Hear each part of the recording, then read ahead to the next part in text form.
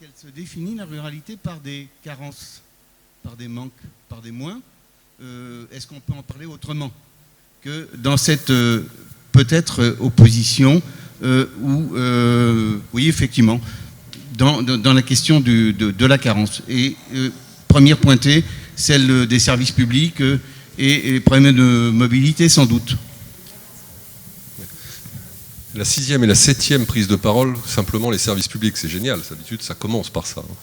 Bonjour. Vas-y. Un petit peu dans la suite de ce qui se dit, comment dans notre ruralité valoriser nos ressources et nos compétences pour justement pas en parler en négatif et en opposition à l'urbain, aux grandes agglomérations. Je pense que c'est pas parce qu'on habite dans un secteur rural qu'on n'a pas de compétences, qu'on n'a pas de ressources, mais que souvent on ne sait pas les mettre en valeur. Et justement, si on arrivait à mettre en valeur nos ressources et nos compétences, on arriverait peut-être plus à garder nos jeunes, attirer nos jeunes. Moi personnellement, j'ai 2 enfants adultes, jeunes adultes, qui sont partis parce que qu'est-ce que tu veux qu'on fasse dans la Nièvre? Voilà. Les jeux. 1000 choses. J'habite un tout petit village, 120 habitants, pas loin d'ici, où il n'y a plus rien, il n'y a plus de commerce, il n'y a plus de services, il n'y a plus de services publics. Et cependant, c'est un petit village très très actif et surtout très solidaire. On y fait plein de choses. Et ce petit village, il me semble qu'il est animé par 2 associations. Ce que je voudrais demander, c'est poser comme question, c'est est-ce que le monde associatif a un rôle à jouer? Mais je crois aussi que contre ce monde associatif se lève un tas de choses qu'on ne comprend pas. Par exemple, nous avons 2 films en général par semaine. En ce moment, nous faisons la semaine du cinéma. Mais on nous menace de fermer le cinéma parce qu'on fait concurrence aux grands groupes de cinéma. Qu'est-ce que ça signifie? Je voudrais aussi dire qu'il me semble que nos formes de vie actuelles isolent les gens les uns par-dessus par rapport aux autres, et que autrefois tout le monde venait à la laïque, qui était à proximité, tout le monde se connaissait, ça faisait des copains, ils se connaissaient, ils restaient copains. Et puis maintenant, il faut les emmener loin, ils ne connaissent plus ils ne jouent plus ensemble, ils jouent sur leur tablette, sur leur téléphone portable, et tout ça, il y a la télévision, et tout ça isole les gens les uns par rapport aux autres. Je suis allée voir les Gilets jaunes, et ce que j'ai entendu, c'était surtout, on est content de se retrouver, on est ensemble, on devient amis. Formidable.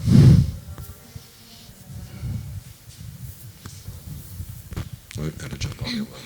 Oui, moi, ce que j'ai trouvé un petit peu regrettable, parfois, lorsqu'on écoute de la presse qui s'intéresse à la ruralité, ça, on ne va pas leur reprocher, mais parfois, elle a fait de présentation de notre ruralité. Je pense notamment à 2 émissions qu'il y a eu il y a quelque temps, le dimanche matin.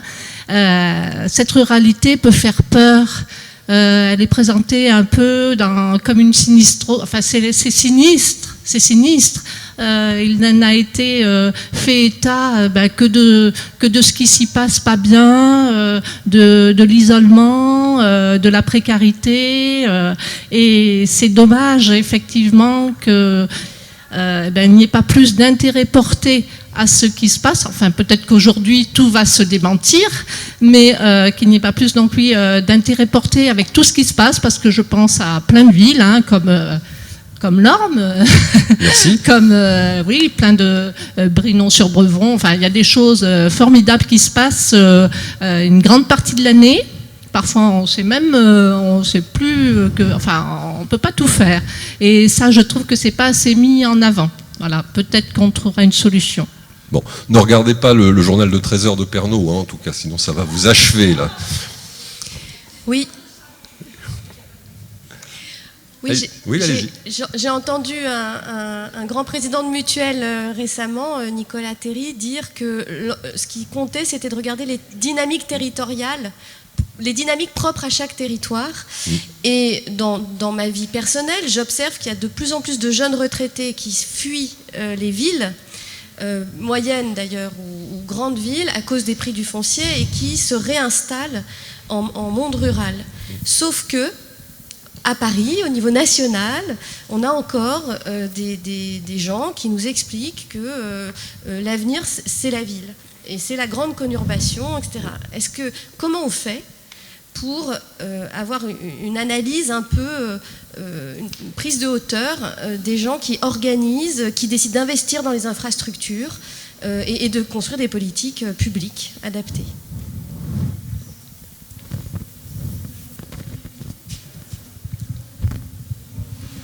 Bonjour, moi je suis installée professionnellement depuis 3 ans dans un petit village à côté de la Charité. Et je voudrais dire que j'ai trouvé ici, j'étais dans une grande ville, vraiment proximité de Paris, et je voulais dire qu'ici il y a une énergie incroyable, il y a une entraide incroyable. Ce que j'ai fait ici, je n'aurais jamais pu le réaliser en ville. Ce qui est dommage, c'est que presque les gens d'ici dénigrent leur pays. Il faut absolument, vous êtes les ambassadeurs de votre département, de vos villages. Et c'est à nous de faire venir des gens, de faire venir des entreprises, de faire garder nos enfants, de montrer l'exemple, de monter des entreprises, de monter ce que vous voulez, ou des associations qui sont pour moi le noyau et qui fait vivre aussi bien les villes que les campagnes, et qui sont hyper puissantes parce qu'elles soudent les gens entre eux. Et voilà, je pouvais juste remercier tous les gens que j'ai rencontrés sur le territoire qui ont été que du bonheur pour moi. Formidable, merci.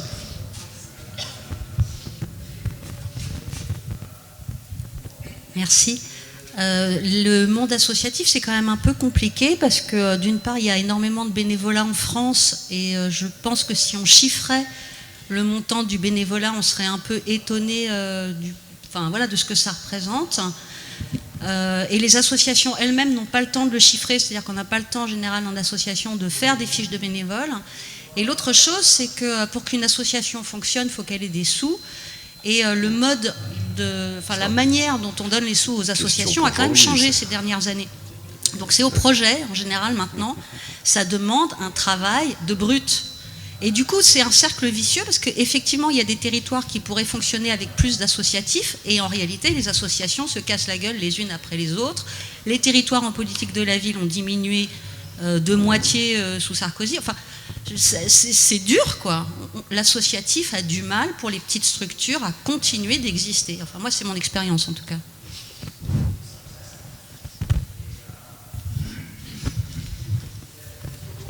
Bonjour, moi j'ai une question bête. Quelle va être la place de l'agriculture dans cette nouvelle ruralité? Parce que moi je suis citadin, enfin banlieusard, je passe toutes mes vacances dans des montagnes qui ont encore des activités agricoles, mais beaucoup de paysans vont partir. Et s'ils ne sont pas remplacés, s'il n'y a pas de foncier pour les nouveaux arrivants, qu'est-ce qui va se passer à la campagne pour l'agriculture? Ça peut paraître incroyable comme question, mais moi j'ai l'impression qu'on est face à ça, quoi. Dominique a beaucoup réfléchi sur ces sujets. Il a même le petit livre qui va bien avec. Tu l'as amené, non? Ah ben voilà. Merci. Alors pour compléter, et peut-être de l'autre côté, on nous parle depuis longtemps et on milite pour certains depuis longtemps pour les circuits courts, pour le produire local, pour la façon de gérer au plus près. Mais souvent, ceux qui veulent faire cela ont des tas de difficultés, y compris financières et matérielles. Et dans le même temps, la France s'apprête à signer le CETA, pour prendre un exemple au hasard, qui permettra ainsi à un certain nombre de produits arrivant du Canada, le saumon OGM et quelques autres, d'arriver librement sur le territoire européen. Alors, comment gérer cette contradiction entre le discours local vertueux, on va dire, et puis la réalité économique mondialisée? Très bien. Oui, moi je voulais répondre à une dame qui disait qu'il y avait un dénigrement des campagnes par la presse. Les gens dans les banlieues, ils disent la même chose, voilà, moi, je crois. Et d'autre part, nous on habite en Charente. Vous êtes arrivée, madame, dans ce département il n'y a pas longtemps. Et on a aussi l'impression, nous, dans notre département, qui pourrait vivre en autonomie complète, quasiment, parce que tout y est produit. qu'il ne faut pas qu'il y ait trop d'étrangers au département qui viennent. Et ça, c'est quand même un problème de ruralité aussi.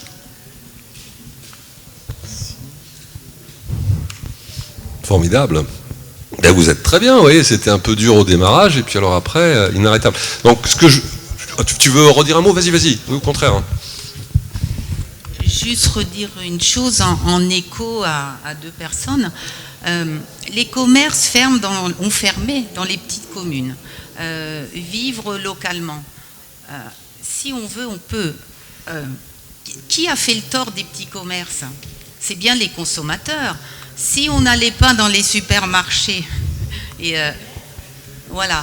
Et je pense que si on veut, enfin moi je sais que j'y suis de plus en plus sensible parce que je suis une jeune retraitée, que j'ai plus de temps aussi, il y a aussi la solution de facilité, mais on peut aller, notamment à la Charité, mais sans doute ailleurs dans le département, sur le marché où on a des producteurs locaux, on peut trouver notre viande chez des fermiers locaux, de plus en plus ils vendent, ils font des colis super sympas, donc je pense que c'est aussi notre démarche individuelle qui peut faire que la ruralité vive, que les agriculteurs vivent, etc.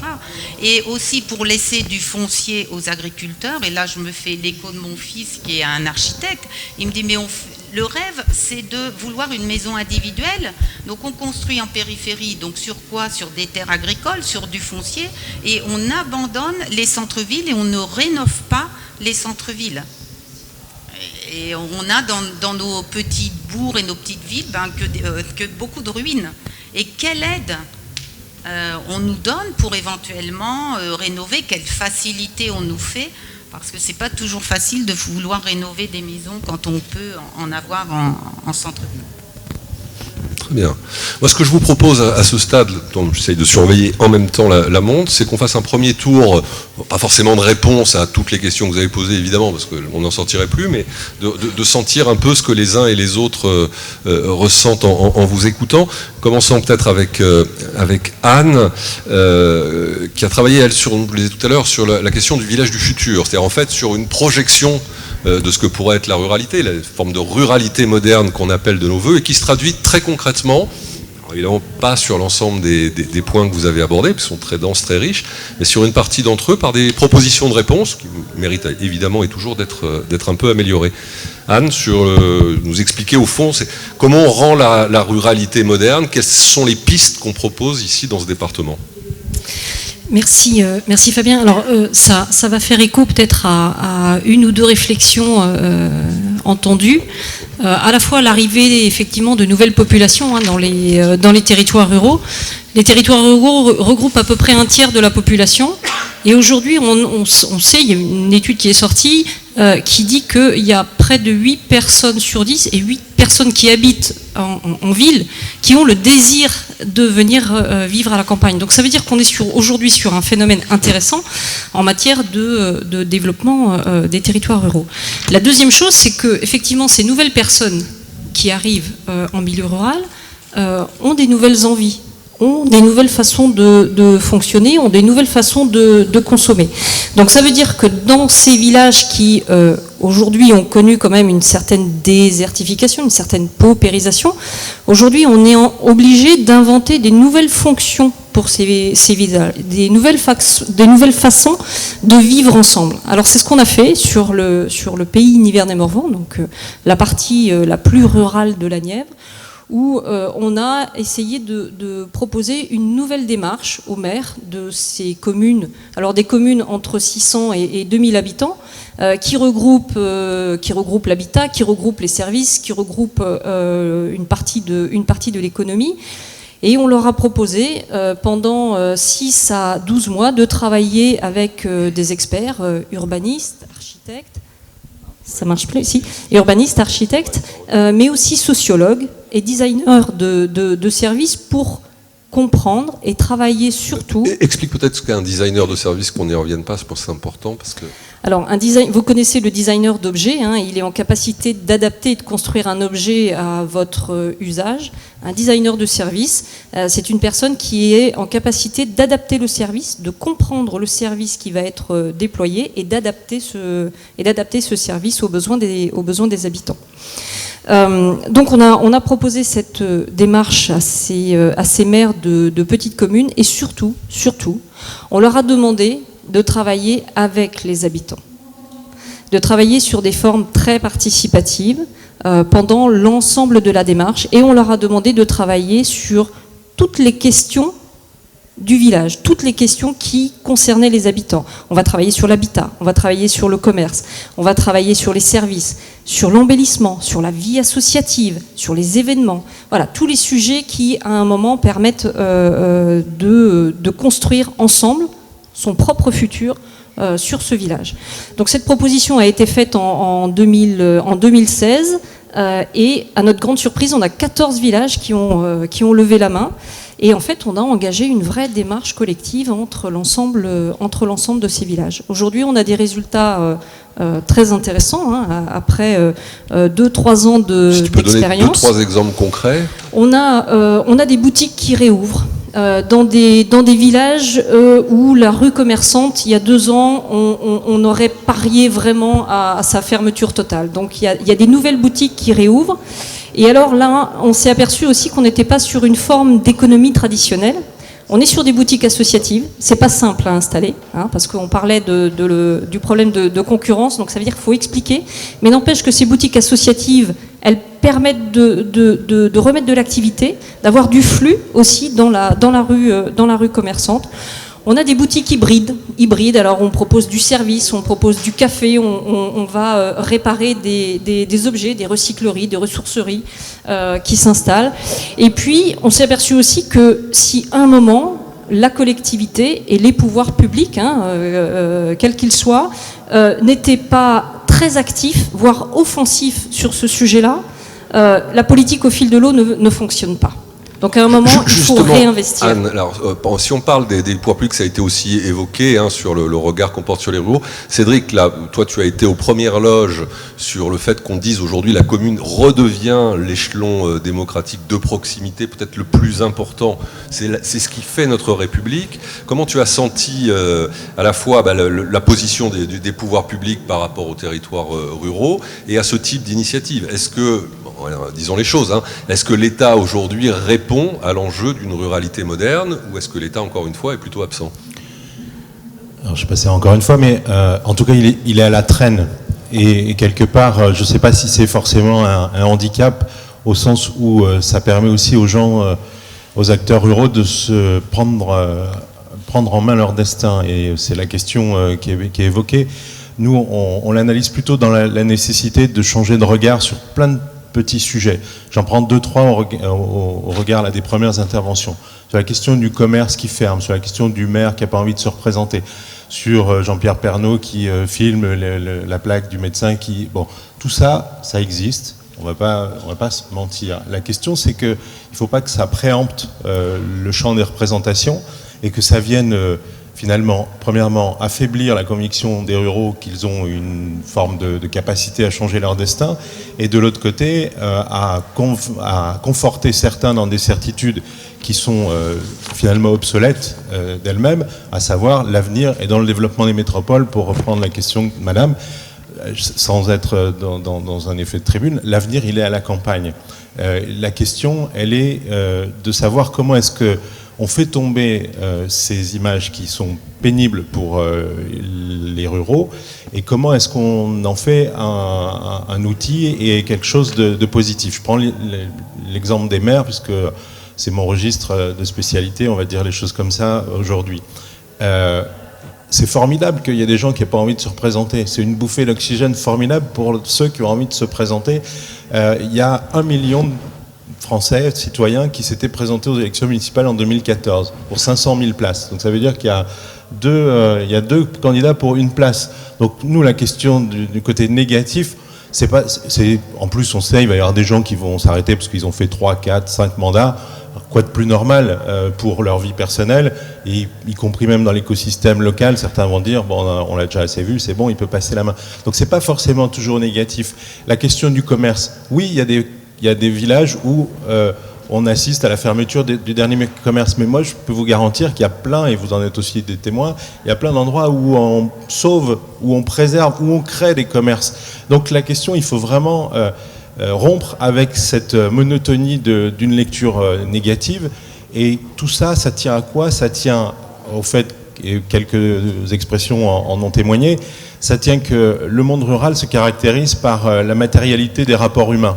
Il y a toujours ces anecdotes de ruraux qui vont à Paris, ça m'a pris un temps fou de descendre toute la rue, tellement il a fallu que je dise bonjour à tant de gens. Bon, sauf qu'à Paris, on n'attend pas à ce qu'on se dise bonjour à tout le monde.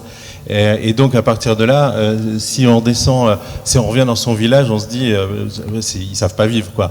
Et donc la question, c'est qu'on renverse un peu la lecture et qu'on voit que le monde rural, sur l'aspect de la citoyenneté, un taux de participation aux élections municipales bien plus élevé que dans les villes. C'est un pouvoir, enfin c'est un avantage, on va le dire comme ça. Si vous avez sur la qualité de vie, aujourd'hui ça a été évoqué, il y a des aspirations à quitter les villes. C'est pas le problème, encore une fois, et moi je terminerai tout à l'heure là-dessus. Il faut sortir de l'opposition urbain-rural, même si on essaye de nous y entretenir. Et c'est ça qui est intéressant, parce que nos habitants, ils traversent les frontières. Ils se moquent de savoir s'ils habitent dans une commune de 300 et qu'ils travaillent dans une commune de 100 000 habitants. La question, c'est comment est-ce qu'on organise les rapports. Et là, les enjeux, pourquoi je disais que tout à l'heure, l'avenir est dans le monde rural? Parce que les enjeux, et c'est facile de le faire comme ça aujourd'hui, sur le climat, sur la transition, sur tout ça, c'est bien dans le dialogue entre l'urbain et le rural, de démontrer aux urbains qu'ils sont dans un certain nombre d'impasses dont ils ne pourront sortir que dans le développement du monde rural. Et c'est ça, cette prise de conscience-là qui est déterminante et qui est en train de d'intervenir. C'est pas simple, il y a beaucoup d'obstacles à tout ça. C'est pas, par exemple, ce qu'évoquait madame sur un village à 120 habitants, puis vous avez des villages à 20 000, enfin des petites villes à 20 000, ou des villages à 1000 où il ne se passe rien. Vous avez un outil entre les mains qui est formidable, c'est la démocratie. Et là aussi, j'évoquais tout à l'heure l'avantage que vous avez sur les villes, c'est l'implication de vos citoyens. L'élu, il n'est pas forcément, tout le monde n'a pas voté pour lui, mais il est hyper légitime. Alors qu'un adjoint de ville comme à Lyon où moi j'habite, premièrement personne ne le voit, tout le monde demande à avoir un interlocuteur avec les élus, alors que vous ici, vos élus, vous allez les voir, vous allez discuter avec eux. Donc tout ça, sur la dimension démocratique, il y a vraiment beaucoup d'avantages, beaucoup de positions d'avance là-dessus. Sur la question du développement économique, sur la métropolisation et sur les liens entre l'économie de marché et la ruralité, nous on défend l'idée, et j'imagine que Patrice et d'autres pourront en parler, c'est le potentiel économique du monde rural. On a évoqué les questions de l'agriculture, qui a longtemps été associée, on a souvent, par abus de langage et de représentation, identifier la ruralité à l'agriculture. Aujourd'hui, on voit que la création de richesse en milieu rural, elle dépasse très largement la question agricole, qui reste prépondérante, mais qui n'est plus monopolistique.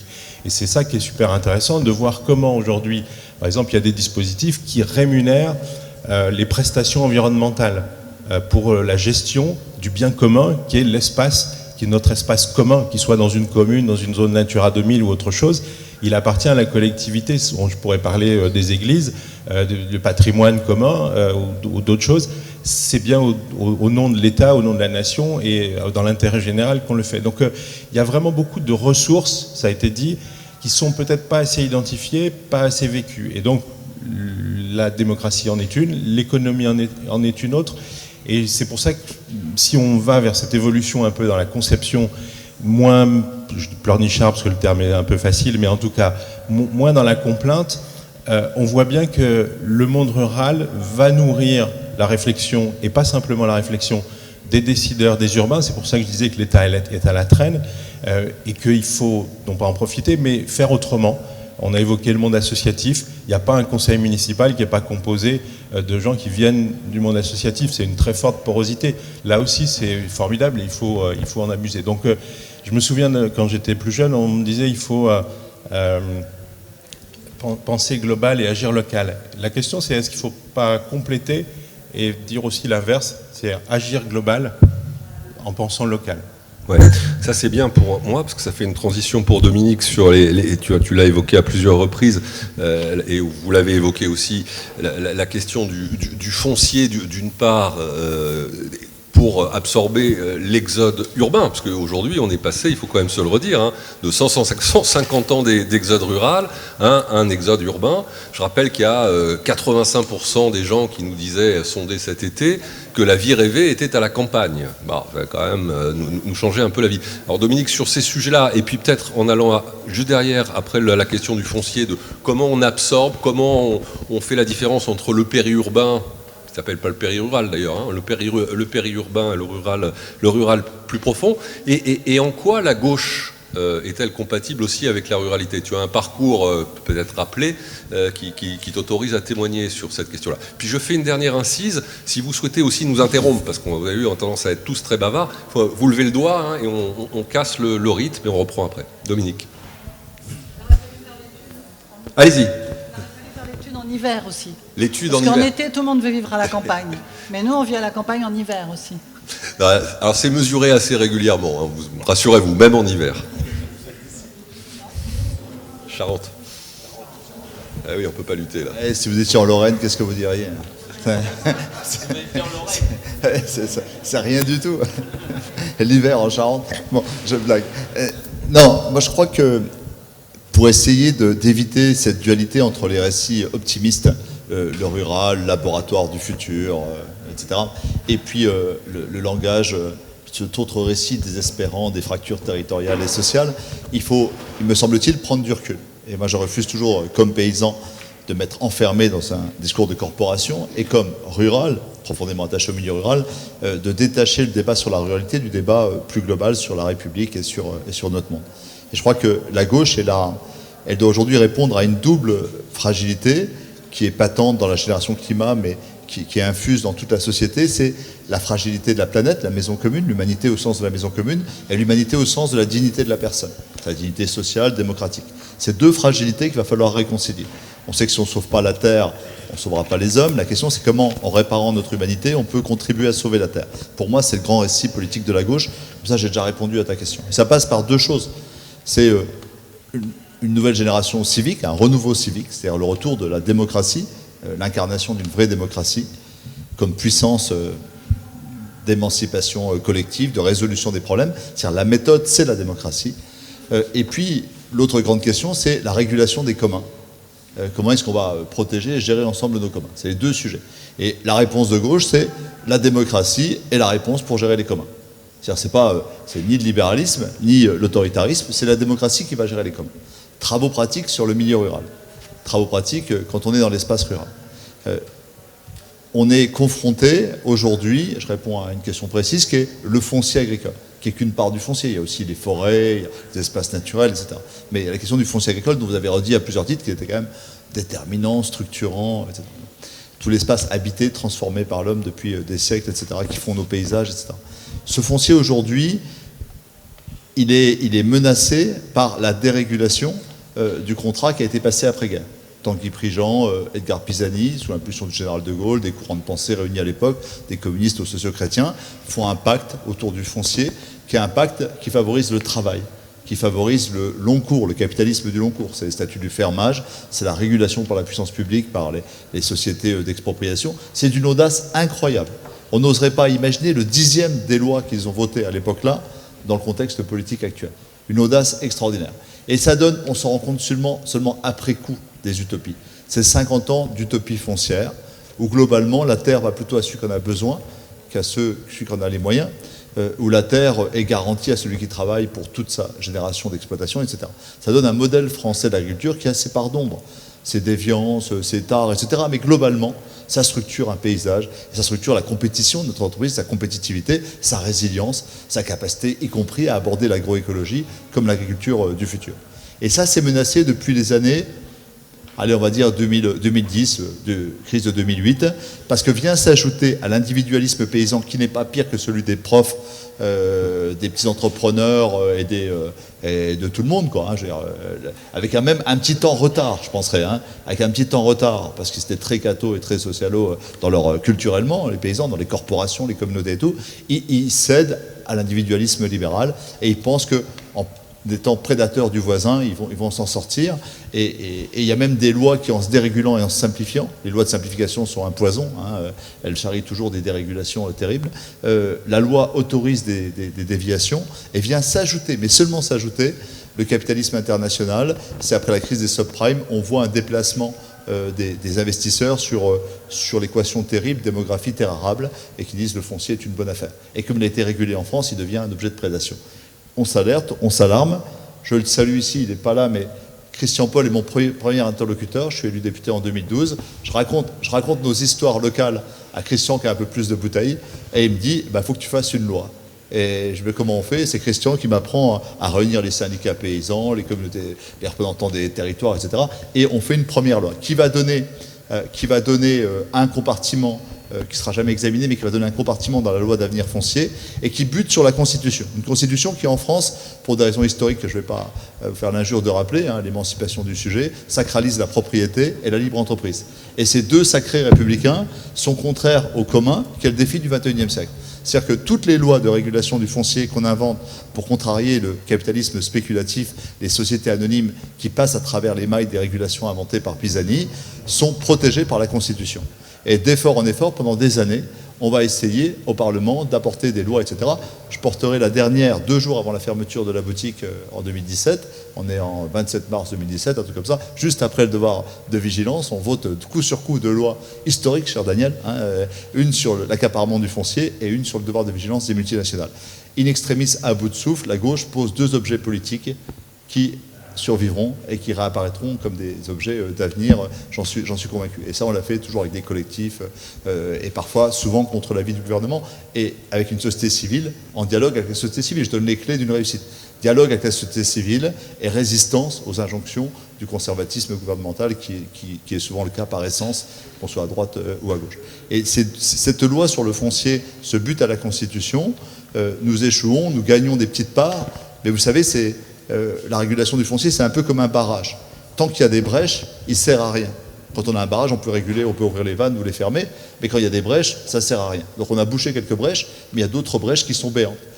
Les sociétés anonymes ne sont pas réglées, et quand vous êtes une société anonyme, vous pouvez acquérir 1000 hectares dans l'impunité, alors que celui qui va passer de 100 à 120 hectares va être attrapé par la patrouille. Donc c'est un système tout à fait ubuesque. Une affaire sur 2 foncières aujourd'hui échappe au contrôle public, et un autre phénomène est apparu, qui est le travail à façon. C'est des modalités d'agriculture de firme. C'est la capacité pour quelqu'un, plutôt que de prendre sa retraite, ou pour les enfants, d'abandonner leur terre à un fermier, c'est-à-dire de confier à la force du travail l'aventure d'un paysan, les gardent et les font faire par une firme agricole, entreprise de travaux agricoles et autres modalités. Ces 2 phénomènes sont en train de bouleverser bien plus que les Chinois. Les Chinois et les Luxembourgeois et tout le reste, ça fait moins de 1% du commerce. C'est des lanceurs d'alerte, c'est l'arbre qui révèle la forêt. Mais la vérité, c'est des affaires gauloises et européennes. C'est des affaires intra-rurales, entre la bourgeoisie rurale et la sociologie des entrepreneurs émergents. Il y a un conflit de classe. Et aujourd'hui, est en train de gagner la bourgeoisie rurale qui s'agrandit, grossit, etc. Et ça donne un modèle agricole triplement pauvre. Si vous prenez l'échelle de ces entrepreneurs, ils s'enrichissent. Si vous prenez l'échelle du territoire, c'est un appauvrissement écologique, économique et social, puisque ce modèle agricole est destructeur de ces 3 communs. Face à cette réalité, on a refait une mission d'information, on a bâti le scénario d'une grande loi foncière réparatrice et refondatrice des communs au XXIe siècle, parce que l'enjeu, on n'est plus sous De Gaulle, nourrir le monde, nourrir la terre, exporter en Égypte, ce qui est toujours légitime, etc. On est dans un monde des traités internationaux, qu'a rappelé Daniel. On est dans un monde donc, des compétitions de tous en compétition les uns avec les autres à l'échelle du monde. On est donc toujours dans des enjeux de souveraineté alimentaire dans un nouveau paradigme, mais on est également dans la capacité des sols à contribuer à la résilience climatique. Les experts ne sont pas d'accord. C'est entre 10 et 20%, c'est quand même du lourd, quoi. La qualité et la quantité des sols, c'est, allez, on va dire 1/5 de la solution du changement climatique. 3, c'est le réservoir de biodiversité majeur. Au-delà de ce qu'il y a sur le sol et de ce qu'il y a dans les mers, c'est au moins 50% de la biodiversité qui est dans le sous-sol. La terre et l'humus, terra incognita, c'est les réserves extraordinaires de biodiversité. Donc on est sur un enjeu de biotif, de climat et de souveraineté alimentaire. Autrement dit, on est sur un enjeu de survie planétaire. La question des sols est une question majeure. Est-ce qu'elle doit être abandonnée aux logiques du marché? Évidemment non. Elle doit être régulée. pour être régulé, nous faisons un certain nombre de propositions. Je ne vais pas les énumérer ici, mais il y a 15 propositions. Et nous avons un récit politique, un récit culturel qu'on a remis avec 2 autres personnes. Un juriste qui est génial, qui s'appelle Benoît Grémont-Pré, c'est l'école de Poitiers, c'est la grande école de la pensée, de la propriété et des sols en général. Benoît Grémont-Pré, comme juriste, a contribué à ce bouquin. Et puis Pierre Blanc nous a permis un élargissement. Les problèmes qu'on évoque ne sont pas des problèmes franco-français, ils sont des problèmes mondiaux. C'est près de 80 millions d'hectares qui, sur les terres du Sud, ont été expropriés, accaparés par des puissances financières. L'ONU nous dit que c'est une cause de misère et de violence supérieure aux guerres. Vous faites le somme des guerres et des images de guerre que vous avez dans la tête, et vous vous dites que l'accaparement des terres, c'est pire. Donc on est sur un sujet majeur, alors pour 1000 raisons, hein, monoculture, nourrir nos élevages de poulets low cost, alimenter nos bagnoles en carburant, mais aussi faire des compensations écologiques sur les pseudo-économies carbone qu'on fait ici. Donc c'est ce phénomène-là qui est en jeu. Bref, il nous faut des régulations nationales, européennes et mondiales. C'est le sens des propositions que nous faisons. Un traité onusien qui limite l'accaparement des puissances financières et étrangères sur les sols nationaux, renationalisation du débat du foncier, européisation du débat par une grande directive de protection des sols et d'un schéma extraordinaire qui est la grande aventure du milieu rural. Une seule santé. J'ai animé les stages généraux de l'alimentation, j'ai fait le travail pour la lutte contre les pesticides. Le récit de Une seule santé, qu'est-ce qu'il dit? Il dit, pour être en bonne santé, une société et les gens dans une société, il faut qu'il y ait une santé animale et végétale. Celle-ci est impossible sans la santé du sol. Ce n'est pas la pensée panthéiste, c'est une pensée humaniste. C'est bon pour l'homme que de protéger les sols. Et je termine en disant que ce récit national d'une grande loi foncière, ce récit européen de directives européennes qui protègent les biens communs, et ce récit onusien de non-accaparement des sols, c'est un véritable récit. Sur le plan local, pour revenir à la question initiale, c'est la démocratie qui est la solution. On ne peut pas faire confiance à l'État et au monde paysan pour gérer nos communs. Il faut introduire le territoire. Et la plus grande innovation de ce bouquin, c'est de proposer qu'à travers les schémas de cohérence territoriaux, les communautés de communes, peu importe les pays, peu importe la maille, les citoyens, à travers leurs élus et la force associative, deviennent le 3e pilier d'une régulation foncière. C'est bien à la démocratie locale de faire le cahier des charges de l'agriculture que nous voulons pour ici et pour la planète en même temps, et qui dialogue dans une triangulation avec le monde paysan et l'État garant régalien des communs. C'est la proposition la plus innovante que nous faisons. Le sol, démocratiser le sol, c'est sauver la terre. Formidable. Et alors, on parle de communs, enfin tu en parles beaucoup, mais Jean-Louis, pour le coup, grand spécialiste des communs. Pas tout seul. Alors si, il y a quand même une question, c'est quoi les communs en zone rurale ? Parce que peut-être c'est pas tout à fait les mêmes qu'en métropole.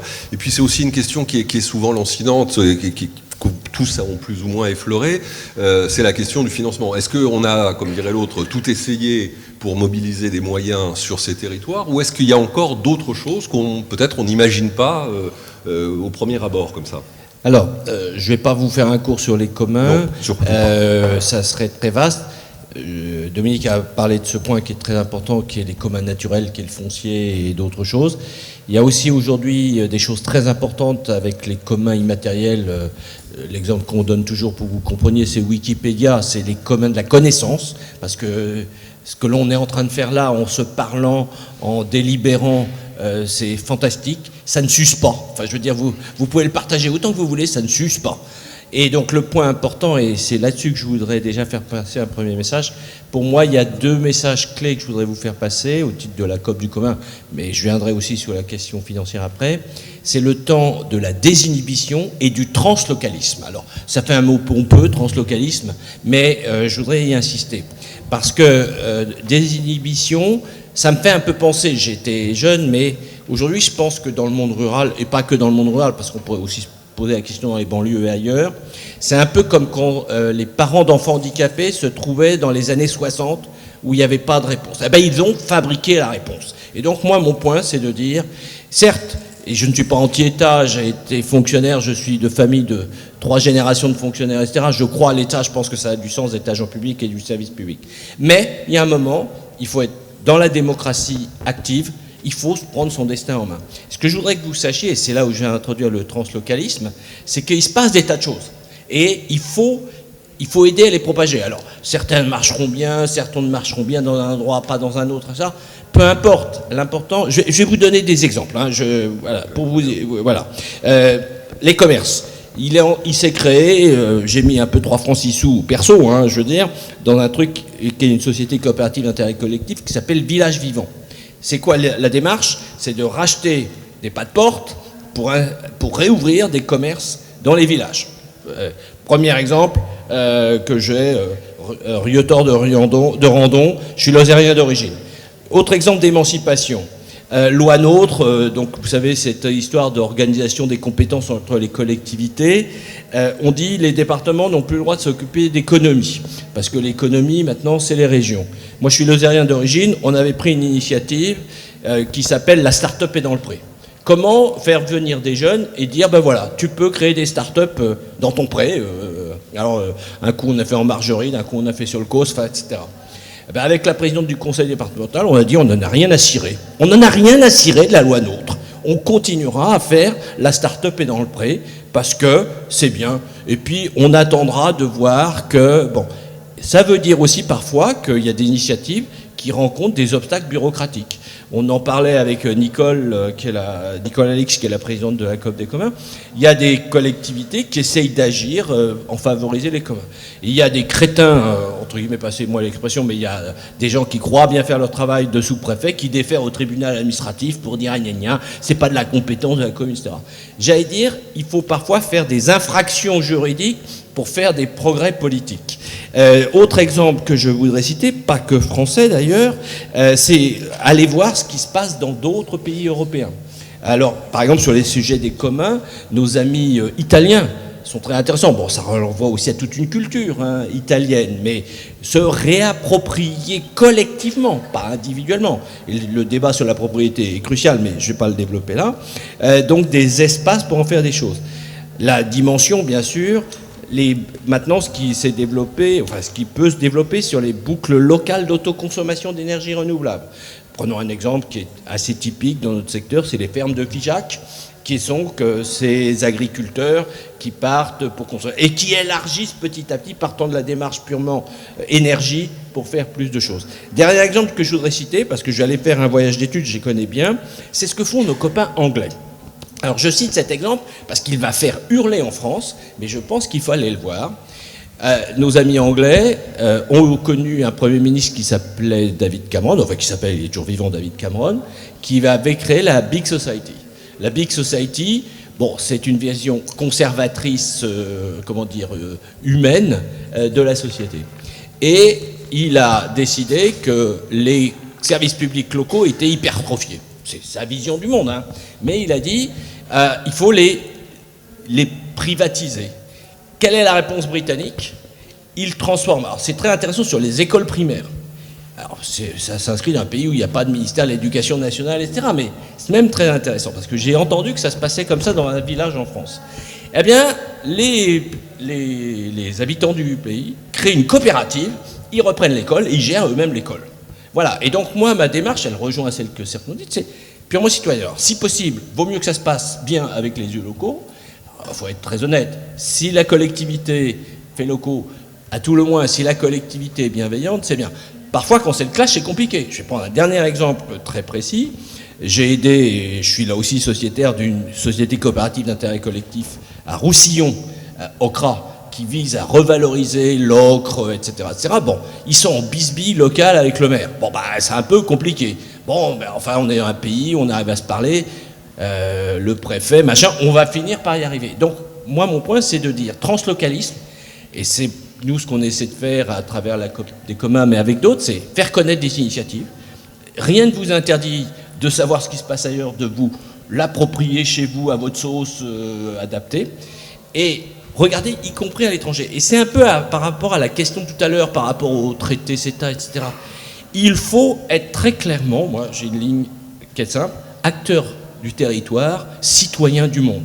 Si on se coupe de cette dimension de citoyen du monde, on va dans le mur, hein, parce que on tombe dans le chauvinisme, voilà.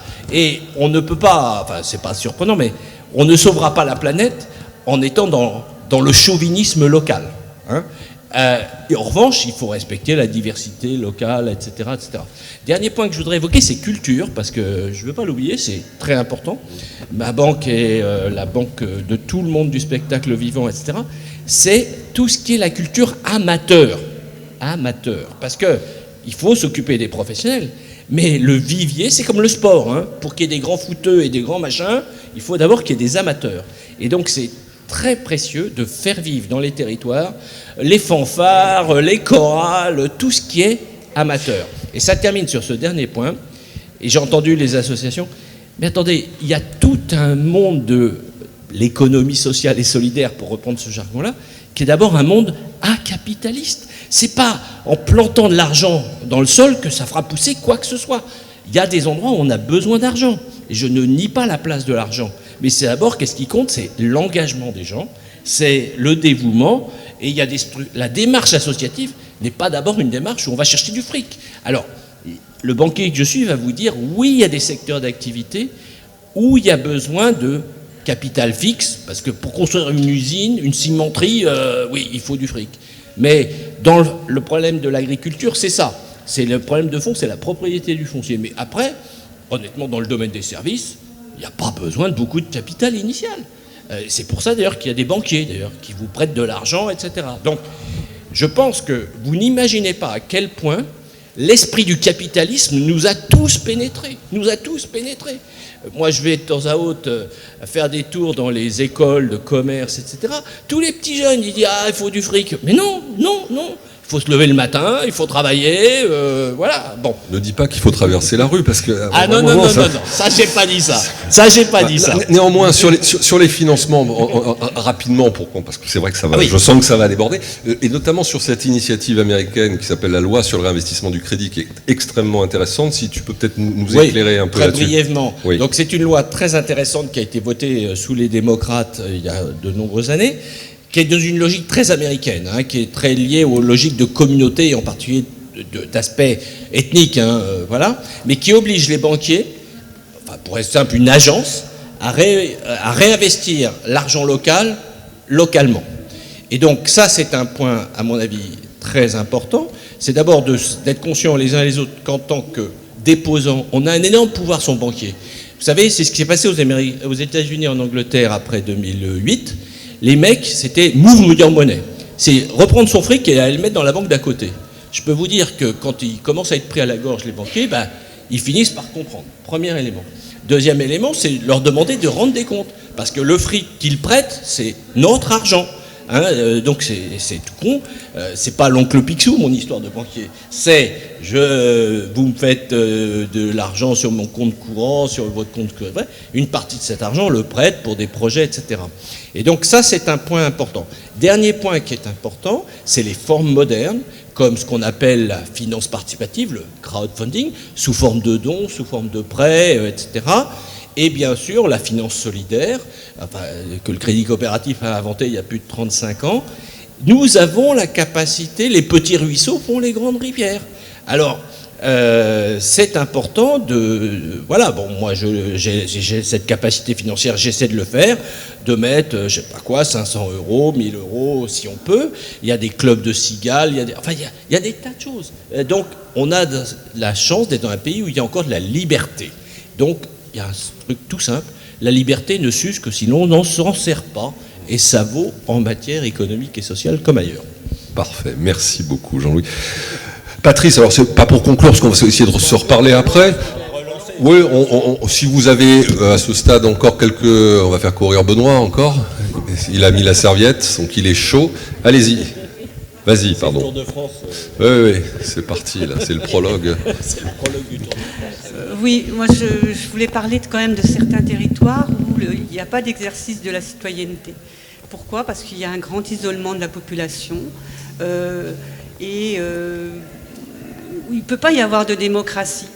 Et souvent, par exemple, quand on voit dans le Morvan certaines communes où les gens ont voté 90% Front National, il y a de quoi s'inquiéter. Et c'est des gens très sympas, quand on les aborde comme ça. Qu'est-ce qui se passe ? Moi, je trouve que là, vous présentez quand même, parler de démocratie active, tout ça, mais dans un idéal qui n'existe pas. Il y a des choses très graves qui se passent actuellement dans le monde rural, pas partout. Bon, on ne parlera pas de l'or, mais moi, j'habite dans le secteur de Montsauge-les-Sétons, c'est catastrophique, quoi. Oui, la carte de France n'était pas très et qu'est-ce qu'il faut envilée faire non plus, hélas. Qu'est-ce qu'il faut faire quoi? Comment on peut, parce que c'est des gens qu'on peut amener à une réflexion autre que la réponse du Front National. Hein, mais qui doit le faire? C'est un peu l'exercice qu'on va essayer de faire aujourd'hui, très modestement. Il faudra, à mon avis, quelques réunions comme ça avant de trouver la martingale. Marie. Oui, c'est vrai qu'à vous écouter, ça fait rêver, on a envie de se lancer à fond. Mais c'est vrai que la chose qui est la plus troublante, alors moi je suis une fille de la ville, j'habite dans la Nièvre depuis 10 ans. J'essaye par tous les moyens qui sont les miens, avec mes travers et mes excès peut-être, de m'engager sur mon territoire. Mais effectivement, il y a un gros problème pour faire vivre la démocratie. Ce que j'ai remarqué, d'abord sur le canton sur lequel je suis, qui est maintenant assez grand, n'est-ce pas? Les gens qui sont élus sont les notables. Et ils sont là depuis très longtemps. Donc effectivement, ils ne sont pas forcément pour le changement. Ils sont là parce qu'ils ont les uns et les autres des intérêts et qu'une certaine politique peut leur permettre à eux que cette politique favorise le développement de leurs projets. Bon, c'est pas une spécialité de mon canton, ça se pratique partout.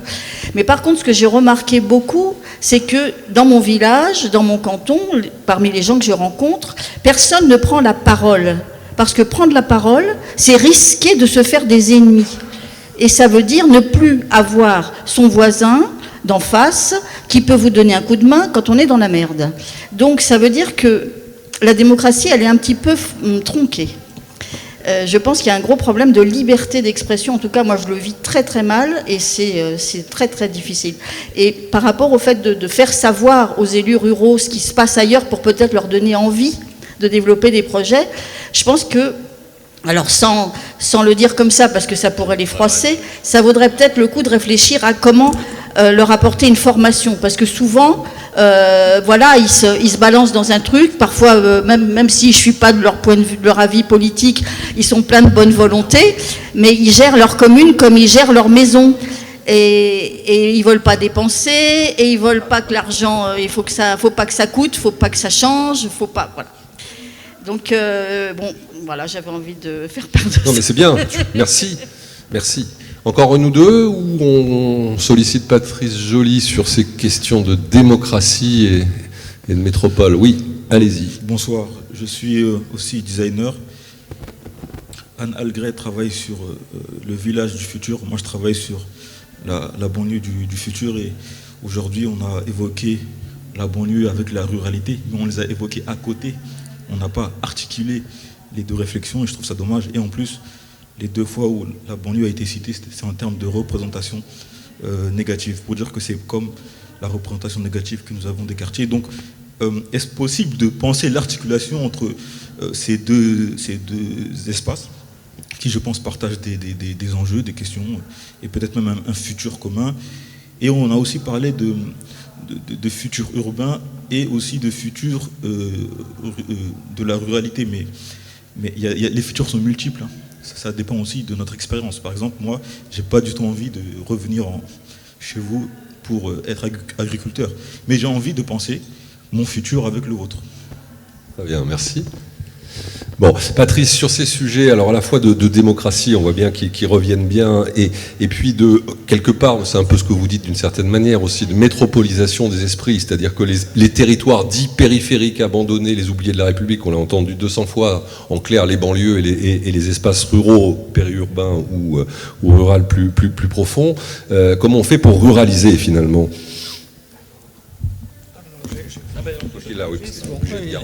Très bien, merci pour cette question.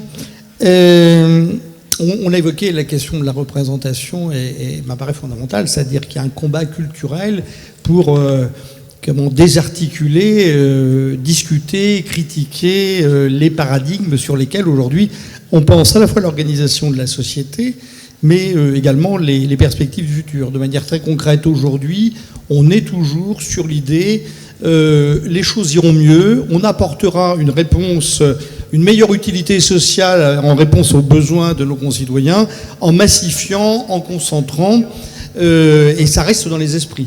On s'aperçoit pourtant que si on en est là aujourd'hui, 10 ans après la crise, et si la crise a éclaté, c'est parce qu'on avait massifié, concentré des systèmes bancaires qui sont devenus, à un moment donné, on a dit qu'on a été obligé, oui, c'est ça, public, parce qu'on a été obligé de les renflouer, parce qu'autrement, c'était l'ensemble de la société qui était en difficulté. On a perdu le pouvoir avec cette concentration, à la fois les électeurs, à la fois parce que le pouvoir politique s'est réduit en quelque sorte, hein, c'est-à-dire nos concitoyens ont une défiance vis-à-vis des politiques, à la fois par rapport à des pratiques partisanes, des pratiques individuelles, etc., mais surtout parce qu'avec la mondialisation, le pouvoir politique national et le pouvoir en fait un peu élargi mais qui ne s'est pas suffisamment organisé ne pèse pas par rapport à la mondialisation. C'est un des premiers sujets. Et donc il faut qu'on arrive à repenser la société de manière un peu plus fractionnée, de manière à redonner du pouvoir aux concitoyens, aux consommateurs, notamment. Dans ce qui a été dit, oui, alors je veux peut-être terminer là-dessus, on reste aussi sur des logiques d'organisation, et on l'a vu à travers la loi NOTRe notamment, c'est-à-dire, mais on peut retrouver des exemples partout ailleurs, c'est-à-dire on a un centre et on a une périphérie. Et on pense l'organisation de la société à travers un centre et une périphérie, et là aussi il faut qu'on en sorte. On nous dit que la société, avec les technologies d'avenir, va s'organiser en réseau, il faut absolument que l'organisation se pense ainsi. Dieu merci, enfin, si on avait prochainement un gouvernement de gauche, parce qu'on n'en a peut-être pas eu depuis un moment, je ne sais pas comment parler, quelle est la réponse de gauche. Comment on peut avoir voté la loi NOTRe en étant de gauche? Comment on peut... Non, mais ce qui est dommage, c'est qu'on n'ait pas eu, par exemple, sur la question de l'organisation institutionnelle, la question des compétences, c'est dommage qu'on n'ait pas eu un président de la République, président de conseil départemental. Il aurait compris, effectivement, que dans les territoires ruraux, conseil départemental, ça n'est pas neutre, notamment en matière économique. Ce qu'on a fait, mon successeur est là et poursuit le travail, c'est-à-dire qu'on continue à intervenir dans le domaine économique tant qu'on peut. On a caché dans une société d'aménagement une mission et accompagnement économique pour que ça se voit pas trop, et parce que sur nos territoires, l'expertise sur un certain nombre de sujets économiques, c'est une expertise qu'on ne peut détenir qu'à l'échelle d'un département de 200 et quelques mille habitants. Et donc là aussi, il faut qu'on déconstruise. Alors malheureusement, c'est un peu compliqué. D'ailleurs, dans nos esprits, parfois, on raisonne un peu comme ça, y compris sur nos territoires plus locaux, centres, périphéries, etc. C'est compliqué parce que c'est complètement ancré dans nos pensées. Là, on fait le tour avec le collègue des maires ruraux, on a fait le tour des cabinets ministériels dans le cadre d'un travail que l'on fait sur des propositions pour les territoires ruraux. C'était désarmant de rencontrer les responsables et directeurs de cabinets. C'est-à-dire qu'ils n'arrivent pas à penser autrement que selon les logiques métropolitaines. Et avec des réponses sur les territoires ruraux, un peu de compensation, mais pas de proposition, pas de réflexion qui soit propre aux territoires ruraux. Et ça c'est très dommage. Alors il se trouve aussi, on va avoir rencontré une ou deux personnes dans ces cabinets qui avaient des expériences, une histoire rurale. Et malheureusement, surtout c'était peut-être celles qui étaient les plus conformes à la pensée dominante. Mais parce que c'est assez simple, quand on vient d'un milieu rural, etc., pour être accepté par le groupe social auquel maintenant on appartient, il faut prendre toutes les codes, toutes les références. Et ça, c'est quand même une grande difficulté. Alors, attends, tu continues après, Patrice. Allez-y. Allez-y, vous avez le micro là. Oui, j'ai le micro, mais je peux très bien attendre. Non, mais allez-y, promptez pas le micro. Allez-y. Voilà, alors bonsoir, moi je suis la personne qui a été citée tout à l'heure, on travaille à la COP des communs, voilà, c'est ça. Peut-être que ma réaction ou ma contribution est un petit peu décalée, mais je voudrais vous interroger sur un sentiment que j'ai, moi, qui est que effectivement il y a plein d'initiatives partout, qu'il y a aussi dans les institutions beaucoup de personnes qui sont susceptibles d'agir dans leur sphère de proximité, qu'il y a un peu de subversion possible ici ou là. Et mon constat, c'est que c'est le lien entre tout ça qui n'est pas si facile. Parce que, d'abord, comme monsieur a dit là tout à l'heure, on a du mal... Il me semble, moi c'est mon constat, moi j'habite Paris, hein, mais bon voilà, je suis pas née là. Il me semble que les liens entre les différents milieux sont difficiles, parce qu'on emploie des mots, on ne sait pas très bien si l'autre il entend la même chose, moi j'appelle ça des mots valises. Alors, quand on reste sur des discours un peu rapides comme ça, parce que les choses vont vite, on ne sait pas très bien si finalement si l'autre il a compris ce que vous dites. Et vous vous dites que si, parce que c'est un mot français, donc ça doit le faire. Et puis on se rend compte, mais parfois c'est 10 ans après que ben non, il n'a pas compris de quoi on parlait. Ou il ou elle, hein, je veux dire. Et ces fonctions-là d'interface, de traduction, de sortir de chez soi pour aller discuter avec les autres, je parle même pas d'intergénération, parce que ça c'est un peu, finalement c'est un peu connu, mais quand même, eh bien, c'est absolument c'est très difficilement pris en considération. C'est pas payé. Alors bon, il y a plein de retraités, on en est un certain nombre ici, là, donc on s'en fiche. Pour l'instant, on en bénéficie, donc on en redonne à la société ce qu'elle nous a apporté, donc tant mieux.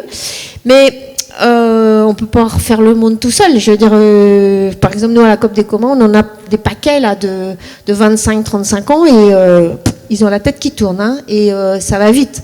Et ils ont besoin de nous, et on leur donne ce qui peut-être, ce qui nous signale comme étant nécessaire pour eux, pour construire le monde.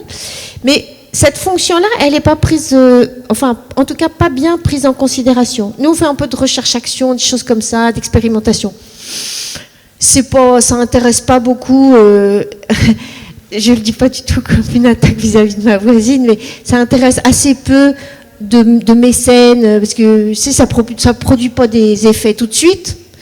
Alors, trouvez les liens comme ceux que vous évoquez avec Dominique Potier, le monsieur de l'association des maires ruraux. Cédric Zabot. Voilà. Bon, ça c'est bien qu'on soit là et puis qu'on se dise, tiens, oui, il y a des alliés ici ou là. Mais tout ce travail de maillage, il n'est pas du tout évident pour quelqu'un comme moi. Alors, est-ce que vous avez le même sentiment? Et qu'est-ce qu'on pourrait bien faire pour que cette fonction-là d'interface, de maillage, soit le boulot des maires, c'est incroyable ce que vous faites. Et comment est-ce que ceux qui tricotent la société et qui ne sont pas uniquement dans la face visible du projet abouti, mais qui font que l'entretien des communautés, l'entretien des liens soit pris en considération, comment ça pourrait marcher? Juste peut-être, parce que là, pour le coup, Patrice peut peut-être poursuivre un peu, c'est la question du Parlement rural. Tu peux peut-être nous en parler, parce que l'Association nationale des ruralités, sur la question de la ruralité, c'est ça, c'est comment on fédère, comment on rassemble, comment effectivement on met de la cohérence, qui est le mal français de ce pays, qui est un pays de juristes et qui a beaucoup de mal à discuter, Patrice. C'est ce que vous avez dit, c'est qu'on a besoin de tisser des liens avec ceux qui, dans leur domaine, sur leur territoire, interviennent avec une philosophie, une approche qui peut être proche de celle que l'on a en partage et ce qu'on vient d'évoquer aujourd'hui. On a créé cette association Nouvelle Ruralité avec un S, pour d'abord cultiver la diversité. C'est comme ça qu'on s'en sortira, c'est en cultivant ce que sont nos ressources, qu'elles soient culturelles, humaines, etc., pour justement réunir ceux qui, enfin pour peser à un moment donné, parce qu'on a évoqué la question des initiatives locales. Je pense qu'effectivement il y a beaucoup à faire sur nos territoires, en initiatives qui peuvent aussi par percolation se diffuser, mais on a aussi besoin à un moment donné d'avoir des politiques publiques, qu'elles soient nationales ou européennes, voire un peu plus larges, comme ça a été évoqué par Dominique Potier. On a besoin aussi qu'il y ait des politiques qui soient influencées par notre manière d'envisager les choses. Et donc il faut peser et dire ce qu'on représente. C'est le rapport de force politique, c'est le fonctionnement du jeu politique. Donc on a créé cette association qui s'est composée au départ autour de départements, et puis qui petit à petit on a élargi au mouvement associatif, qu'on a élargi au mouvement, enfin un certain nombre de socio-professionnels, et puis on y a également intégré, on a demandé à des universitaires et des chercheurs d'y participer, parce qu'on a besoin à un moment donné de fonder de manière plus scientifique, plus solide, ce que peuvent être des intuitions, ce que peuvent être des manières de faire pour justement éventuellement diffuser un certain nombre de modèles, ou en tout cas de manières d'envisager les choses. On a élargi ça au moment de la présidentielle dernière, en élargissant encore le lien avec des structures qui ne sont pas membres de l'association, mais qu'on a réuni dans le cadre d'un mouvement informel qui s'appelle les Voix de la Ruralité, et donc dans lequel il y a notamment depuis le début l'association des maires ruraux, à la fois dans l'association, dans la démarche des voix de la ruralité, permettait à des structures qui aujourd'hui travaillent de manière autonome de ne pas se sentir obligés d'adhérer à quelque chose qui pourrait d'une certaine manière de la phagocyté. On est très attentif justement à ce que cette démarche ajoute une plus-value politique, mais n'intervienne pas du tout sur les champs d'action ou territoriaux des uns et des autres. Et puis là, on vient de franchir un peu une étape, on avance un peu de manière... On sait vaguement où on veut aller, mais on ne sait pas comment on va y aller. Puis il y a des opportunités qui se présentent, et à l'occasion d'une rencontre avec, de manière un peu surprenante, l'Union des industries hôtelières qui voulait essayer de faire quelque chose sur les territoires ruraux, qui nous a un peu forcé la main avec l'association des maires ruraux et avec l'association Nouvelle Ruralité. On se demandait ce qu'ils voulaient faire. En plus, c'est les gens qui travaillent avec des moyens qu'on n'a pas. Nous, on bricole toujours, et eux, d'un seul coup, ils annoncent des 100, 150 000, 200 000 euros pour faire des choses. Et on a créé un événement il y a un mois qui s'appelle Ruralisons, c'est-à-dire après avoir peut-être trop métropolisé, eh ben, il faudrait peut-être un peu ruraliser à la fois la pensée, les politiques publiques, enfin notre manière d'envisager le futur. Et à partir de cet événement-là, on s'est dit, parce que c'est une initiative qui existe dans un certain nombre de pays, de créer un parlement rural français. Alors bien évidemment, on est à la fois dans le domaine du symbolique et du lobbying, c'est de dire, puisque les institutions aujourd'hui telles qu'elles fonctionnent ne nous permettent pas ne nous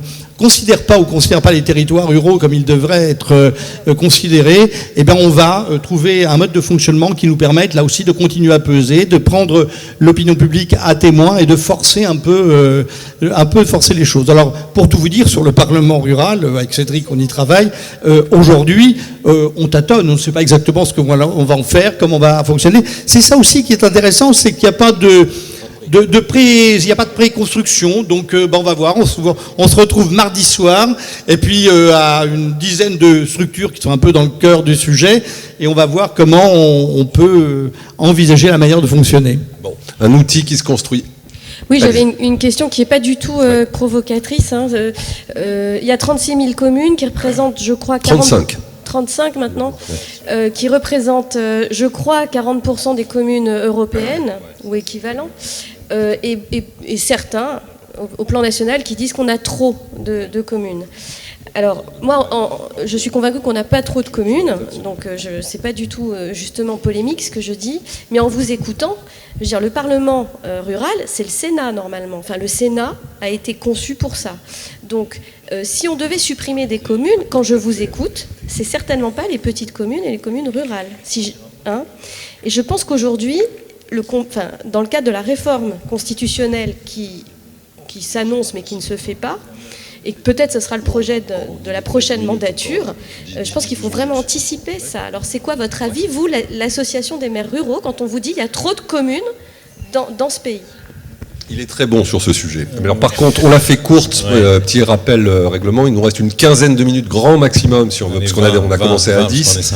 Et après, on va se faire engueuler par Plenel. Donc il y a quelques minutes encore. Donc si vous avez des interventions, pensez-les courtes, simplement à plutôt vous écouter encore une fois. Si vous m'avez trouvé trop optimiste, c'est justement parce que ça fait référence à la dynamique dans laquelle on est avec Patrice, et qui est sacrément stimulante, parce que justement on est en train de construire un rapport de force qui n'est pas politique gauche-droite, mais qui est dans cette lecture de la relation entre les territoires, et ça rejoint l'interpellation du jeune designer de banlieue. C'est ce que j'ai dit à la première intervention. Notre avenir commun, il nous dépasse de notre condition de rural ou d'urbain. Moi, mon premier souci, c'est d'emmener mes gamins à la campagne pour les 2 mois qui viennent, quoi. Il n'y a pas d'autre enjeu pour moi. Donc ça, c'est une première réponse. La deuxième, sur la question de la démocratie, sur le côté, j'ai enjolivé les choses. Non, je suis complètement lucide. Mais par contre, de grâce, ne demandez pas à tous les maires, peu importe combien il y en a, d'être responsables du vote de leurs citoyens aux élections nationales. Parce que là, pour le coup, ça renvoie à la question de la capacité à modifier les rapports sociaux et l'organisation du pays. On a fait référence à 2-3 sujets. La question de la mobilité, moi je veux bien, mais il y a une loi de la République qui vient d'être votée cette semaine, ça s'appelle la loi d'orientation pour les mobilités. Si vous prenez 3 citoyens au hasard dans la rue, vous montez une association, vous avez le droit d'organiser un système de mobilité. Vous êtes une commune, dans la République de France aujourd'hui, c'est interdit. Voilà. Donc c'est la poursuite de ces lois qu'on a décrites, la loi NOTE, MAPTAM, la loi RCT de 2010. Tout ça vise à accréditer l'idée que l'action locale serait nécessairement coûteuse, diffuse et par définition avec une connotation péjorative. C'est exactement l'inverse de ce qu'on croit. Et ce que vous dites rejoint et nous fait très plaisir, c'est quand on a fait notre enquête il y a 2 ans sur commune, territoire de France, c'était le terme de Macron dans son discours d'intronisation. Et nous, ce qui nous a marqué, c'est en fait quelque chose qui est formidable et qui rejoint votre idée de commun. C'est d'ailleurs Axel Kahn qui était venu nous le dire, la commune, c'est un commun formidable au sens juridique et politique du terme. C'est le truc le plus simple avec la loi de 1901 qui vous permet, en plus d'avoir une légitimité démocratique, je l'ai dit tout à l'heure, de faire des choses dans une logique de proximité, d'efficacité immédiate. Et là, ce qui nous a fasciné, c'est l'émergence de cette conscience qu'ont les élus, tous autant qu'ils sont dans leur sillon, dans leur mairie, dans leur bureau, d'être détenteurs d'une connaissance. Et effectivement, on rejoint là-dessus. Cette question, c'est que personne ne s'en sert, pas plus le législateur que personne d'autre. Et donc, c'est une des pistes positives sur lesquelles nous on veut tirer, c'est de dire prenez conscience de ce potentiel-là avec vos habitants et vous verrez qu'on construit ce qu'a évoqué M. Bancel. Très bien. Benoît, il faut que tu t'endors là, hein. Je sais pas, moi. Juste pour poser un comble, là, on a été obligé de créer un groupe informel ruralité au Sénat pour pouvoir travailler comme on souhaitait travailler, quoi, et sortir des schémas et des modes de fonctionnement classiques. Je ne vous cache pas que ça ne plaît pas au président du Sénat. Alors, responsable socialiste du Sénat. On a eu des pressions pour dire ne faites surtout pas ça. Alors, du coup, ça va rejoindre ma question, parce que ma question est toute simple. Ce que vous voulez créer, c'est effectivement concurrentiel à ce que on prête au Sénat. Donc, moi, à mon avis, il ne faut pas demander au Sénat de se faire au taux d'affaire, parce que, me semble-t-il, c'est peut-être pas la bonne solution. Donc, la question est, est-ce que vous n'êtes pas en train de faire, à partir de votre exemple, une proposition qui fait que c'est totalement la Constitution qu'il faut interroger, et à partir de la ruralité, ce qui serait peut-être pas inintéressant du tout. Alors, réaction tout de suite de Jean-Louis. Je suis un juriste, je suis un constitutionnaliste, mais moi je crois beaucoup. Vous savez, il y a un adage, le Parlement anglais peut tout faire sauf transformer un homme en femme. Paraît-il, en tout cas. Bon. Je crois beaucoup, et c'était aussi pour répondre à la remarque de madame sur les gens qui votent tel ou tel, etc. Je crois beaucoup à l'implication des gens dans de l'action. Dans de l'action. Quand on se bat pour savoir si, on se retrouve côte à côte, bon, peut-être qu'on finira par voir qu'on est en divergence politique, etc., mais fondamentalement, c'est un point important, voilà. Et donc, c'est pas pour ne pas... Mais trop souvent, le réflexe aussi, c'est de dire, sortons de la Ve République et miraculeusement, tout viendra mieux. Je crois qu'aujourd'hui, on est dans un moment où il faut mener peut-être tous les combats en parallèle, quoi, mais... Non, mais mon point, c'est, on voit ce qu'ils font quand il faut voter le Brexit, ils votent 8 fois non, quelles que soient les solutions d'ailleurs. Donc c'est la preuve que le Parlement britannique peut tout et dire non à tout. Mais bon, ça c'est un point. Mais mon point, c'est je pense, et c'est ce moment crucial de celui que j'appelle de la désinhibition citoyenne. Désinhibition citoyenne. Alors, soyons clairs, il peut y avoir des élus locaux qui ont peur pour des tas de raisons, etc. Mais vous savez, quand le mouvement... Après, là où il y a un vrai point, moi qui suis lozérien, je vois, c'est un vrai sujet. Qu'est-ce qu'on fait quand on a atteint des seuils, je connais un petit peu là aussi le Morvan, quand on atteint des seuils assez infracritiques de masse critique, quoi. Enfin, voilà, quand il faut commencer à se taper trop de kilomètres en bagnole, ou je ne sais quoi, qu'est-ce qu'on fait? Et ça rejoint aussi ce qu'a dit Nicole, comment on retrouve des espaces de délibération, parce que voilà, c'est... Quand il faut se taper 15 km en bagnole pour aller commencer à trouver 10 personnes pour faire des choses. Et ça, c'est un sujet pour moi où j'ai hélas pas de réponse. Voilà. On en construit quelques-unes alors, je vais t'inviter. Alors, ceci dit, il y a eu quelques réponses dans le rapport sur les conseils citoyens. Parce que voilà, c'était quand même l'idée de concertation. Donc, qu'est-ce qui pouvait faire des concertations ? Et je pense qu'il y avait l'idée de défrayer les gens quand même. C'est pas inintéressant de se dire que la démocratie participative gratuite pour des gens qui n'ont pas les moyens, c'est pas facile. Il y avait la question de la temporalité, parce qu'on n'a toujours pas résolu la question de savoir comment des professionnels et des bénévoles, sur quel temps ils se rencontrent et sur quel langage ils se rencontrent. Et il y avait bien sûr, enfin ça c'était pas dans ce rapport, mais on y pense quand même, à deux choses. L'une qui serait de défiscaliser le bénévolat. Ça vient d'être présenté et refusé, si je ne me trompe. Et il y a une autre possibilité qui se fait par endroit. C'est le temps syndical, c'est-à-dire d'imaginer un temps bénévole qui serait comme le temps syndical, incorporé à la vie active ou incorporé à autre chose. Enfin, trouver des solutions pour que la démocratie participative soit vivable pour les gens qui n'ont pas logiquement les moyens de la faire vivre. Très bien. Une demi-phrase, m'a-t-il promis, de Cédric sur le sujet de la temporalité, je pense, non ? Oui, presque. C'est le lien avec l'espace. On propose, nous, d'introduire justement la notion d'espace dans la Constitution. Parce qu'aujourd'hui, tout est annexé sur ce qui a été dit tout à l'heure, sur l'habitant, le nombre. Et donc, c'est toujours la concentration qui fait force. Et que tous nos enjeux, celui de la gestion de l'espace, des mobilités, pourrait être davantage et mieux traité dans une logique plus égalitaire si on introduisait la notion d'espace. Et c'est effectivement, le Sénat n'est pas le lieu de la ruralité, c'est le lieu des collectivités territoriales. Ça va des métropoles jusqu'aux plus petits villages. C'est une drôle de demi-phrase. Dominique, tu voulais dire un mot aussi tout à l'heure, sauf s'il y a quelqu'un... J'avais des virgules. Quelqu'un avait encore... J'ai cru voir des mains, Non, si, c'est bon ? Voilà, qu'il parle ou qu'il se taise à jamais. C'est comme dans les... J'ai un mariage demain, je vais faire ça. Dominique, ouais. Oui. Peut-être exprès en contrepoint, puisqu'on est là pour le Festival des idées et pas de la pensée unique, hein, on a fait un peu l'éloge de l'enracinement démocratique dans la commune. J'en suis vraiment partisan, j'en ai été artisan et je ne peux qu'abonder. Mais il serait dommage de poser ça à d'autres... Voilà, c'est enraciné et relié. C'est fondamental. Et il me semble qu'il y a 3 champs démocratiques qui peuvent donner du sens et des perspectives. Parce que la démocratie, ce n'est pas qu'une question d'espace contraint ou des mêmes, sur un même espace, se mettre d'accord sur un projet. C'est dans le temps, comment ils gèrent une histoire et un récit commun. Moi, je vois 3 champs qui est passionnant et qui est à l'œuvre aujourd'hui. Le premier, c'est celui de l'articulation de la démocratie intercommunale, communautaire, celle des territoires et celle de la commune.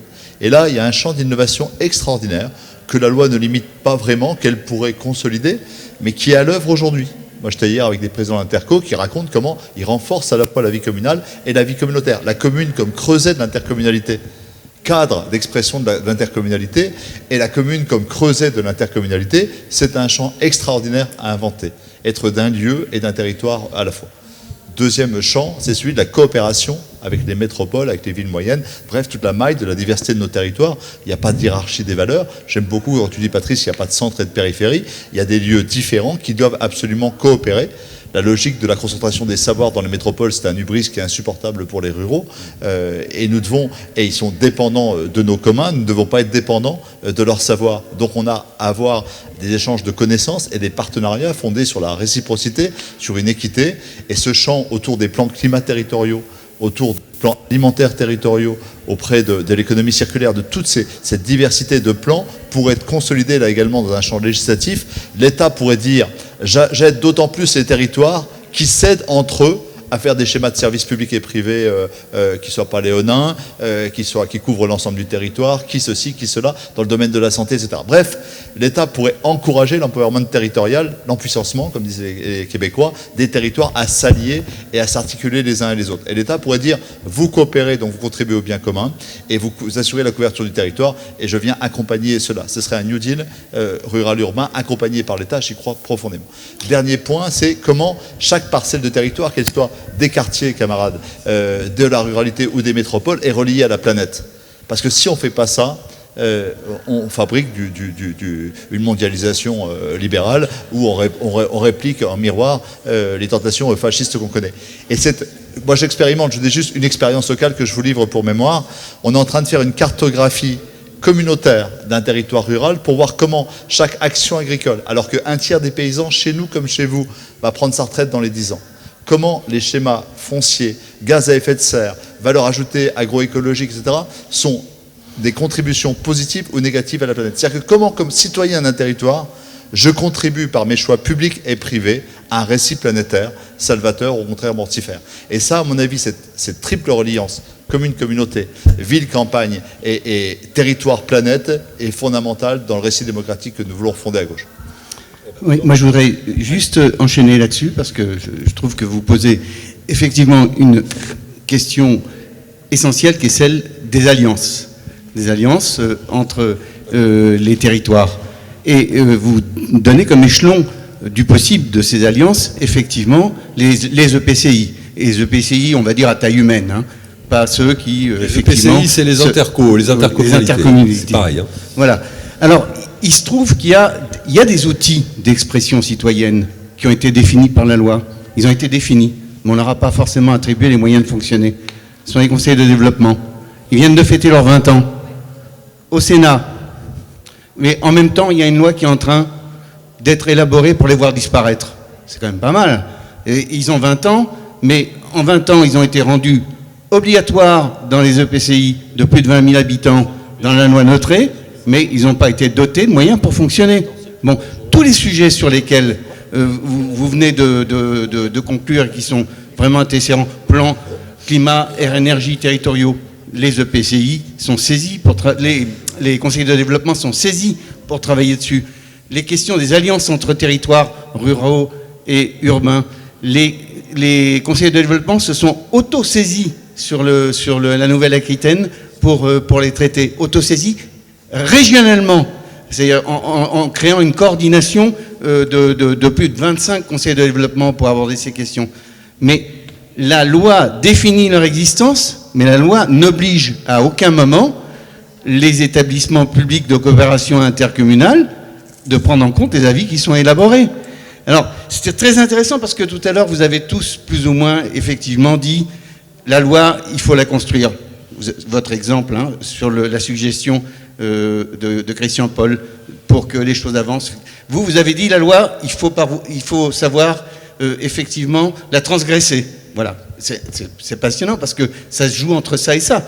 Il faut faire effectivement de l'innovation, de l'invention territoriale, de l'expérimentation, mais il y a un moment quand même où il faut qu'on puisse s'appuyer sur quelque chose de concret pour que la parole citoyenne soit prise en compte.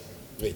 Alors là, c'est toute la question de l'échelle. Hein. C'est très compliqué de faire dialoguer les gens dans des territoires qui sont de plus en plus vastes. Même plusieurs comités, conseils de développement au niveau régional qui discutent ensemble, je ne suis pas certain que le fruit de leurs travaux soit partagé très localement. Donc il y a un vrai sujet là-dessus. Je vous en prie. Moi, j'abonde complètement. Il y a une énorme hypocrisie en ce moment. C'est-à-dire qu'il y a une grande majorité des parlementaires qui sont pour qu'on mette des citoyens au CESE, qu'on mette des citoyens partout. Il y a un grand débat. Sauf que les conseils de développement, c'est la société civile informels, ce sont des citoyens et il y a des modes de désignation, la loi Voine-Échevènement, il faut le dire, hein, c'était la loi Voine-Échevènement, ça marche, ça communique absolument entre les différentes échelles, ça produit simplement parce que les gens viennent bosser bénévolement sans indemnité et c'est des travaux énormes et ça communique, je ne suis pas d'accord du tout, ça communique entre les échelles de démocratie participative et en fait c'est juste, il y a du discours qui est cynique. Et monsieur, vous avez raison. En même temps qu'ils veulent faire un seul conseil citoyen au niveau national, ils empêchent les 1001 conseils au niveau local. Il y a quelque chose qui relève du cynisme. Alors, est-ce qu'il y a encore une prise de parole ou deux mots de conclusion par ceux qui le souhaitent de nos intervenants, ceux qui n'ont pas parlé? Anne, en termes de... Comment dire, encore une fois, d'exemples concrets de participation des habitants. Qu'est-ce que tu racontes à des gens qui ne connaissent pas du tout ce qu'on fait ici? Enfin, ce qu'on a pu constater dans l'expérience, hein, l'expérimentation en fait, hein, qu'on a pu mener, c'est que dans un monde qui va quand même très vite, dans un monde qui effectivement où l'économie est mondialisée, la cellule village est aujourd'hui la dernière, voire la première cellule sociale. Et c'est vrai que les habitants dans ces cellules ont peut-être plus de facilité aussi à participer. Vous parliez d'action hein, tout à l'heure. la vie associative est très importante, enfin dans les quelques villages que l'on connaît. Et quand on leur propose d'inventer un futur, alors soyons clairs, on n'arrive pas à mobiliser tout le monde, mais les gens viennent, les gens se déplacent. Et plus on avance dans la démarche, plus on leur demande de réfléchir et de travailler avec nous, plus on a d'habitants. Et on va même plus loin, puisque aujourd'hui dans ces démarches, on propose même de mettre en place des chantiers collectifs, des chantiers collaboratifs pour réembellir le village, pour réembellir refleurir le territoire. Donc tout ça, ce sont des actions, ce sont des opérations qui contribuent au vivre ensemble, qui contribuent à reconstruire de la citoyenneté et peut-être à diminuer à terme le vote du Front National, en tout cas on l'espère. Merci Anne. Cédric, un mot de conclusion, 2 mots, pas une demi-phrase plutôt, pardon, je te connais. Moi, tu parlais tout à l'heure au début de faire travailler pour l'année prochaine. Moi, je vous suggère de travailler dans ce champ de l'inversion des représentations, plutôt que d'accepter l'idée du logisticien, économiste et capitaliste qui nous parle du dernier kilomètre, de travailler à partir du premier kilomètre. Qu'est-ce qu'il y a autour de l'habitant? Voilà. Bien sûr. Jean-Louis? Moi, je voudrais vous remercier les uns les autres de vos interventions. J'ai eu l'occasion de faire, pour le compte du Crédit Coopératif, on a fait des grands débats, après les grands débats de Macron, parce qu'on avait eu l'idée avant, mais il nous avait piqué le truc, bon, autour de ce que les Français pensent de l'argent et de la banque. Et j'ai vécu avec vous ce que j'ai vécu avec les gens qui venaient de partout, qui parlaient de l'argent et de la banque. Et c'est moi qui vous remercie, en tout cas, de votre expression les uns les autres dans sa diversité. Sur le fonctionnement de la démocratie locale, il faut, les prochaines municipales permettront de faire ça, former les élus.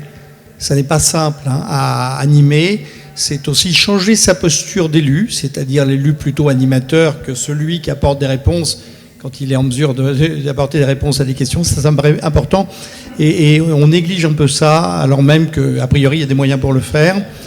La deuxième chose aussi, c'est que la participation, c'est parfois tout simplement participer à un chantier.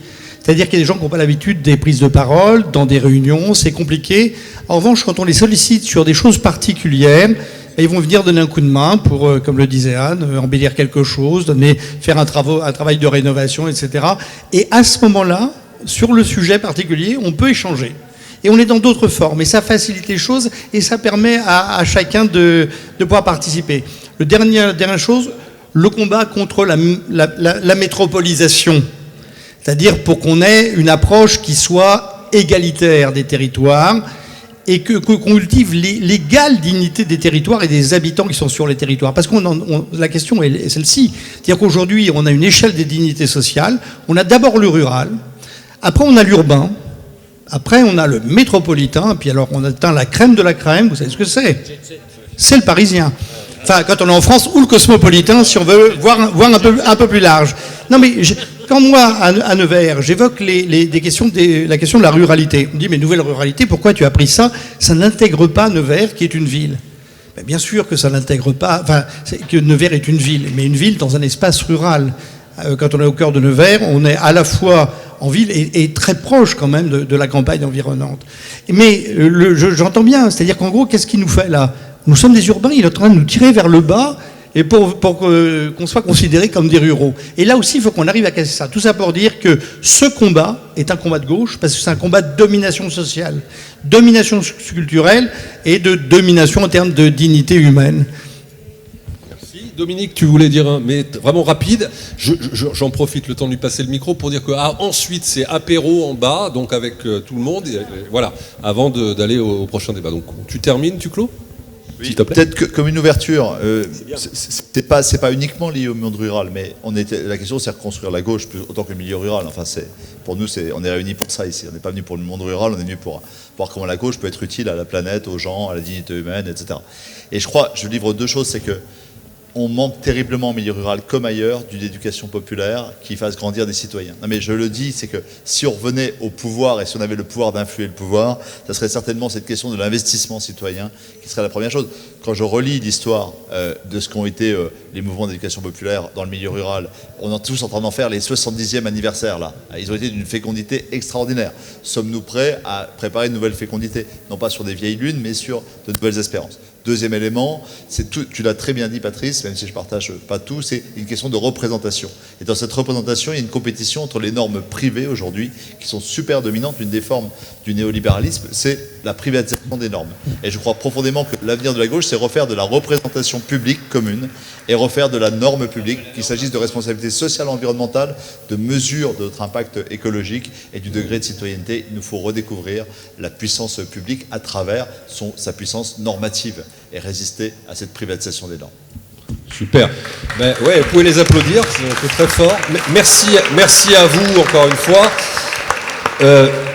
Bon, on l'avait dit d'entrée, hein, ça veut dire qu'il y aura une édition 2 du festival, forcément. Si vous souhaitez, après cette journée, contribuer, parce que vous n'avez pas eu le temps de vous exprimer, parce que vous avez réfléchi en une semaine, 2 jours, parce que les vacances arrivent et qu'on réfléchit beaucoup, on travaille beaucoup pendant les vacances, c'est bien connu, n'hésitez pas à transmettre vos contributions sur le site du festival, l'adresse du festival, ce sera toujours utile.